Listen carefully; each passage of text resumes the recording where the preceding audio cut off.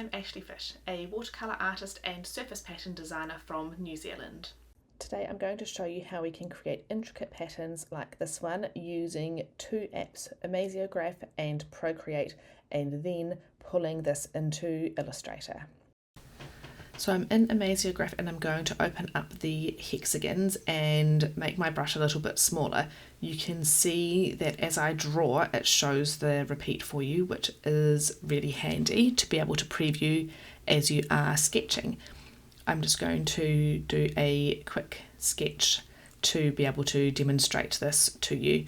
So I like to do branchy, leafy kind of florally designs in this. So I start with the stem, I will then go and add my leaves in. This is just a rough sketch for approximate placement because I will pull this into Procreate, and in Procreate is where I refine it a bit more. So when I'm in Amaziograph, I do like to change the colour for the flowers just to make it a little bit easier to see when it's going to be a pattern, if they're all going to be in a nice place, and then I'll just stick with either black or green to do the leaves. So it's almost finished here, and I will show you how you can export both the pattern tile. So if you actually want to create your full pattern in Amaziograph, you can do that and you can export the tile, but I prefer to just export the whole thing and pull it into Procreate and go from there. There we go, it's sending to Procreate and I'm in Procreate now, and what we'll do is we will, just to show you, I'm going to create this extra layer and I am now drawing around where the motif is that we need to draw. So just to make it a little bit easier, you don't actually need to do this step yourself. It's really just to demonstrate to you, because this sort of thing can be a little bit tricky to do in a tutorial. So that's the shape there. I'm going to use the selection tool to draw around this and make a copy of it, and I will then turn off the other layers and I'm just going to scale this bigger. So you can scale this to whatever size you want it to be. Again, this is just a rough sketch, so bring it in really big if you want to into a new document, all that kind of thing, but this is going to be our base layer that we're going to trace over. So make sure you have a new layer before you start painting in your actual design that you're going to want to be in your final pattern. I'm going to speed this up for you because I don't think you need to see me drawing all of this. I am pretty much just going over top of the sketch that was there before.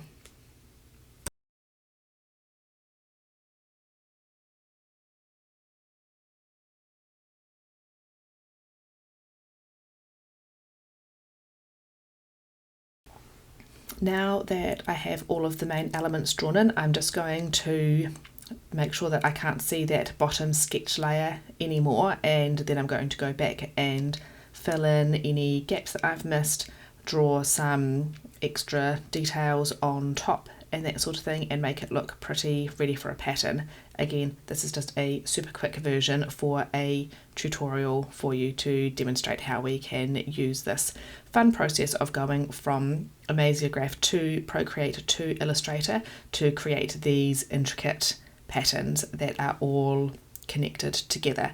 So I've turned the background off. I am now going to save this or share this as a PNG to get it into my computer, and then we will head into Adobe Illustrator. So I've got the PNG that we just sent through, and I am dragging and dropping it into an Illustrator file, and I am just going to crop it down a little bit so that we don't have quite as much of the white space around it. This does not need to be perfect. About like that, just make sure you're not going to cut any of it off, and click apply, and this has embedded it as well. That's where the embed button is there. In case it was already cropped, you'll just need to click embed, and then we are going to go up to window and click on pattern options here, click the hamburger menu and go into make a pattern, and we use the hexagon tool in Amaziograph. So that's what we're going to do here.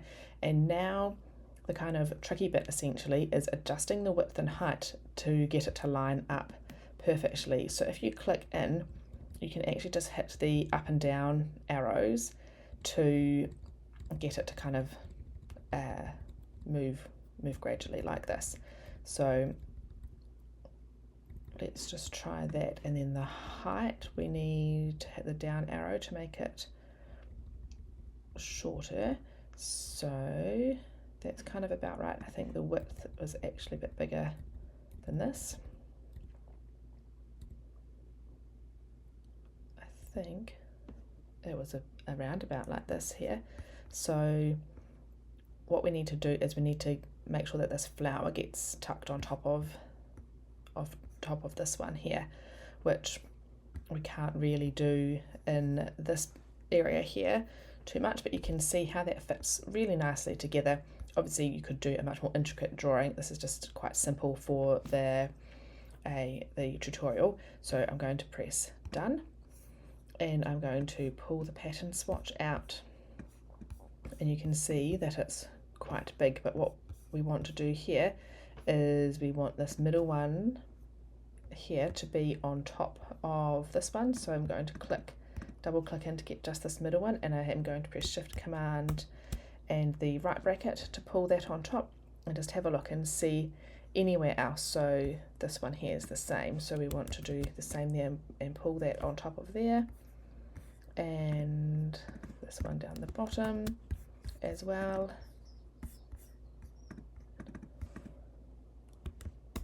Pop that on top.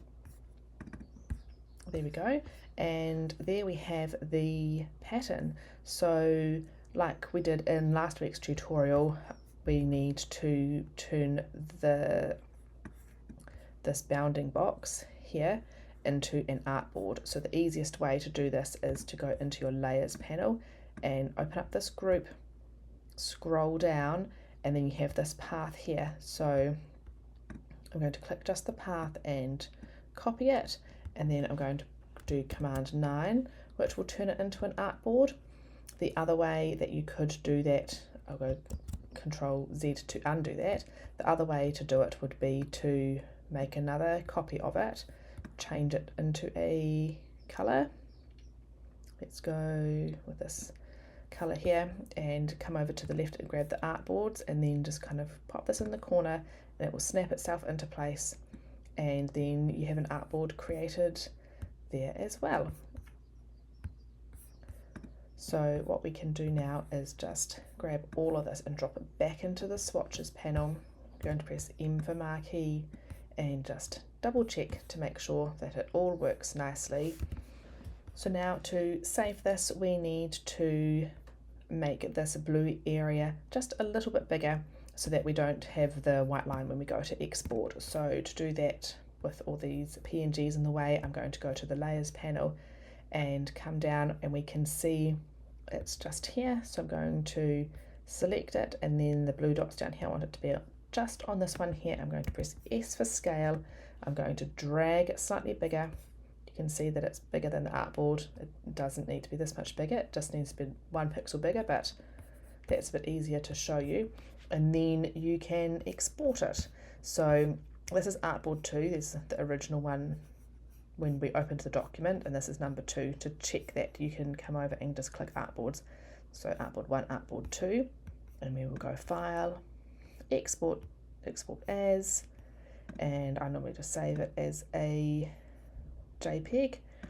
Press Use, Artboards, and you will want to click Range 2, and it will save that as a pattern for you. I've just opened up this pattern here. I have created this using the same method in Amaziograph. So this is the Amaziograph pattern that I have made, pulled it into Procreate and created this here. And then this is what the pattern looks like as the pattern tile. And I'll just jump across to Photoshop, and you can see it here on Pattern Preview.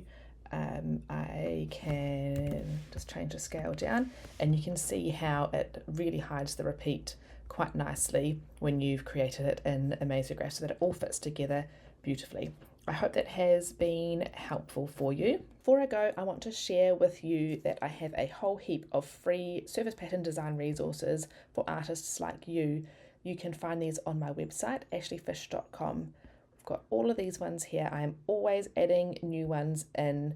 At the moment, the most popular ones are the Vectorize Your Watercolour and Create a Pattern in Adobe Illustrator. We have got Digitize Your Watercolour and Create a Pattern in Photoshop, and of course my licensing and pitching calendar, which makes it really easy to know when to create different kinds of art and when to pitch it. So head on over and sign up. I will link this below, and see you next time.